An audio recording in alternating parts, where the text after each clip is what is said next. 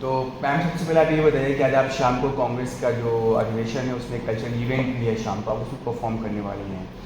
तो आप एक आर्टिस्ट हैं और आप कांग्रेस एक इस देश की सबसे बड़ी मतलब ऑपोजिशन पार्टी है। आप उसके द्वारा आयोजित एक इवेंट में आप पार्टिसिपेट करने जा रही हैं। आपने पार्टिसिपेट करने का डिसीजन क्यों लिया है? ये केवल एक it's a kind of political act, आपने ये आप कलाकार हैं, तो क्या ज़रूरत है कलाकार को एक ऐसे पॉलिटिकल पार्टी के इवेंट में पार्टिसिपेट करने की? देखिए, यूजुअली तो ऐसा है कि जो गवर्नमेंट पावर में है वो रोक करती है और सब आर्टिस्ट कूदते हैं, क्योंकि पैसा मिलता है, अपॉर्चुनिटीज़ मिलती हैं, ज़मीन मिलती है, सब कुछ मिलता है। मैंने किसी एक भी पॉलिटिकल पार्टी के साथ एलाय नहीं किया। शायद आप नहीं जानते, 2009 में मैं लोकसभा इलेक्शन लड़ी थी, और मैं लड़ी थी as an independent, not as a Congress person, not as any other party. लेकिन आज जो हो रहा है और बीजेपी का जो मंतव्य है उसके खिलाफ मैं बहुत साल से लड़ रही हूँ। Anything that divides our country by religion for me is wrong. Anything that divides by region or language is wrong. And I will fight for the last minute of my life for the kind of India where all of us are equal and where religion is a private issue and not the business of the government. Today, the India bloc, of which Congress is an integral and strong part, is standing, at least verbally, for that kind of an India. So, yes, I will perform. I would not perform for a right-wing Hindutva organization because it would go against my grain. As an artist, I have a tool in the form of art, I have a language in the form of art, which is the greatest political tool, which is the greatest communication tool, and I will use it. दूसरा सवाल मेरा ये होगा कि आपने कहा कि आपका जो आर्ट है that is tool for you to intervene, है ना, for the betterment of the society, और कैसे भी करके इसको आपको उसको आप यूज़ करना है। तो आप मुझे ये समझाइए कि कांग्रेस पार्टी और जो कि राहुल गांधी कैंपेन कर रहे हैं इस समय कि हेटरेट के खिलाफ मोहब्बत की दुकान खोलने का उन्होंने कैंपेन किया, भारत जोड़ो यात्रा की। तो आपको क्या लगता है कि कांग्रेस पार्टी आपकी जो फिलॉसफी है आपके आर्ट की और आपके आर्टिस्टिक इंटरवेंशन की, इसको कांग्रेस पार्टी कैसे, इसको क्या कांग्रेस पार्टी में आप इसको कहीं पे रिजोनेट करती है, इसको आपके इस थॉट को कहीं पे उसके अंदर कुछ दिखता है आपको ऐसा कुछ? देखिए, मैंने तो राहुल जी का जितना भी सुना है वो हमेशा प्यार की बात करते हैं। I think what the world needs more than anything else is love and tenderness and humaneness. ये तीनों चीज़ गायब है।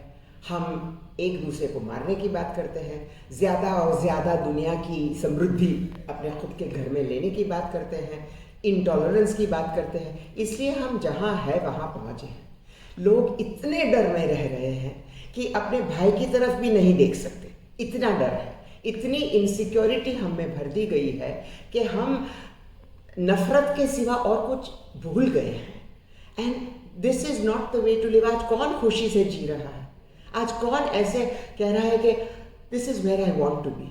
हाँ, मैं कह रही हूँ because this is where I want to be, but this is not where I want my beloved country to B.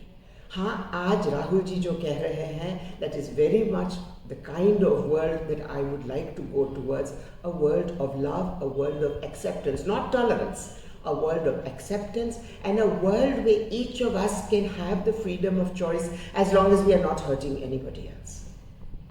आज मैम अगर सवाल ये होगा कि आज जो आपकी परफॉर्मेंस होने वाली है इस पे इस परफॉर्मेंस में क्या आप हाईलाइट करेंगी, किस पे आपका जोर होगा और इसके ज़रिए आप क्या मैसेज देने वाली सोसाइटी को, पॉलिटिकल पार्टी को, तमाम नागरिक संगठनों को, इस देश की जनता को आप क्या मैसेज देने वाली हैं इस परफॉर्मेंस से आज की? कुछ वक्त पहले मैंने रियलाइज़ किया कि there is a definite attempt कि हमारा कल्चर एक मोनोलिथ है। अगर आप ऐसे दिखते हैं, अगर आप हिंदी भाषी है तब आप भारतीय हैं, उससे अलग हो तो आप भारतीय नहीं हैं, आप अधर हो। But this is complete nonsense. इसीलिए मैंने ये परफॉर्मेंस क्रिएट किया। इसका नाम है India then now forever. And what it looks at is the very many parallel streams that have come in this huge land of ours and that continue to live in many centuries. आज एक IT city है, बड़े ultra ultra ultra, उसके 10 kilometre दूर शायद एक आदिवासी community वही पूजा कर रहे थे जो 1000 साल से कर रहे हैं। तो इंडिया में कोई स्टार्टिंग पॉइंट और एंडिंग पॉइंट नहीं है, there are parallel journeys.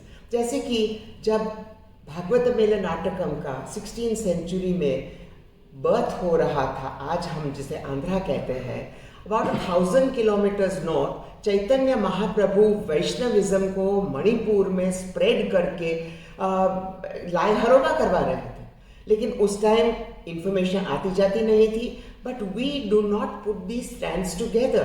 So today's show is a celebration of secularism and of the incredible diversity between our Adivasi, village, city, contemporary, music, dance, theatre cultures. It's a celebration of my idea of India. मैंने अभी आपने बताया, explain किया कि आपका idea of India क्या है, जिसको लेकर के आप फाइट करती रही हैं, यहाँ पे रहते हुए भी आप लड़ती रही हैं, आपके खिलाफ बहुत सारे केस हुए हैं, आपने चुनाव भी लड़ा है। तो आपको क्या लगता है कि जो आज के समय में जो कांग्रेस के सामने सबसे बड़ा सवाल है वो ये है कि Congress is trying to reinvent itself और पॉलिटिकली डिफीटेड है, आपको पता ही है पूरे भारत में। तो कांग्रेस के लिए क्या रास्ता है अदर देन पॉलिटिक्स? क्योंकि वो केवल ये जो आपने जैसा कहा कि मसला केवल चुनाव का नहीं है, मसला कल्चर का है, आर्ट का है, उस थिंकिंग का, आइडियोलॉजी का है, सिंक्रेटिक कल्चर का है। तो कांग्रेस के पास और क्या एवेन्यूज़ हैं ऐसे जहाँ पे वो अपने आप को रीइन्वेंट कर सकती है और एक रिजुविनेट कर सकती है अपने आप को, आपके हिसाब से? Listen, It's not only, my question is not only limited to Congress, but all the parties who are opposed to this ideology. I think whether you look at the TMC or you look at the ruling party in Kerala or you look at the ruling party in Tamil Nadu, there is a feeling that what is happening is destroying the fabric of our country.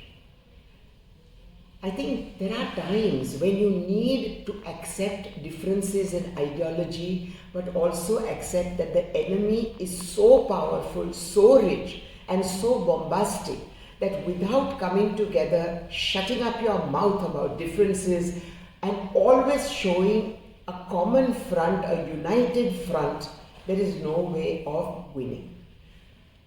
Winning is also not only for winning. Winning is to make a better India. It has to be. It cannot be only about getting power and pilfering the government and the people's money.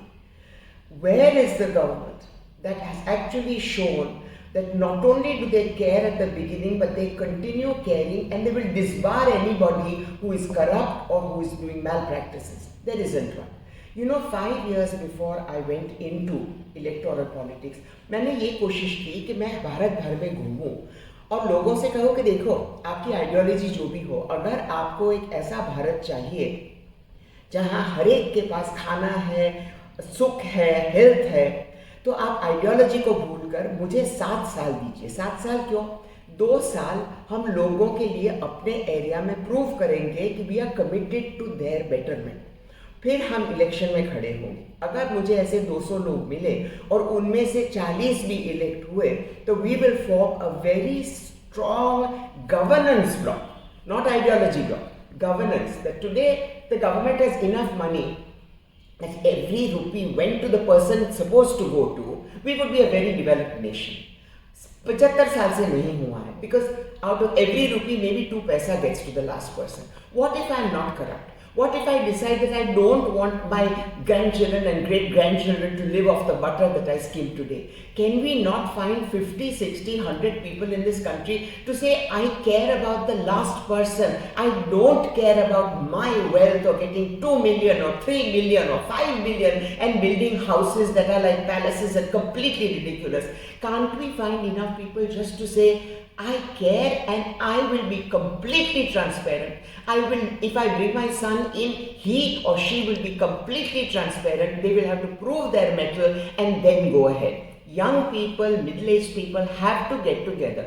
The only survival of this party or any other party in India today is to get rid of the people who have done wrong and get new people in who you can feed with your ideology, who you can inspire with your ideology.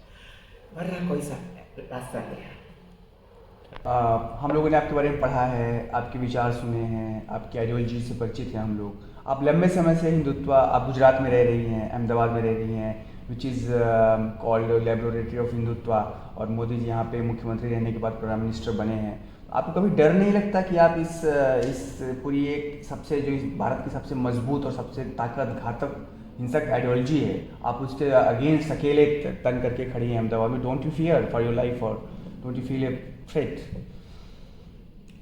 मेरा शहर जिसके बहुत institutions मेरे परिवार ने बांधे हैं इस शहर के फ्यूचर के लिए, उस शहर को छोड़कर मैं क्यों जाऊं?